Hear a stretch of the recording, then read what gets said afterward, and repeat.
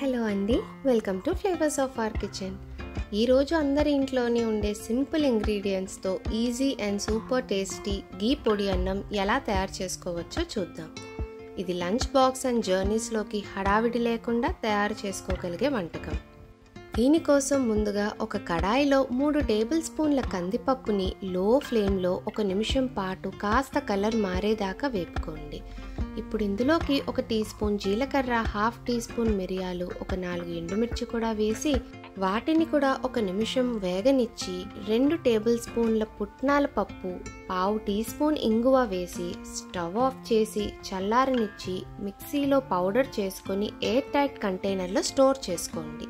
Next ఒక కడాయిలో 2 table స్పూన్ల నెయ్యి వేడి చేసుకొని 1/2 టీ స్పూన్ ఆవాలు, 1 టీ స్పూన్ మినప్పప్పు, 2 పచ్చిమిర్చి నిలువులు, కొన్ని కరివేపాకులు వేపుకొని చిన్న ముక్కలుగా కట్ చేసుకున్న ఉల్లిపాయ, టొమాటో, ఉప్పు, కారం వేసి ఉల్లిపాయ ఇంకా టొమాటో మగ్గిన తర్వాత 1/2 కప్పు ఉడికించిన రైస్, 1 టీ స్పూన్ నెయ్యి, 4 టేబుల్ స్పూన్లు మనం తయారు చేసి పెట్టుకున్న పొడి వేసి అంతా కలిసేలాగా మిక్స్ చేసుకొని కొత్తిమీరతో గార్నిష్ చేసుకొని సర్వ్ చేసుకుంటే మన వేడి వేడి గీ పొడి రైస్ రెడీ.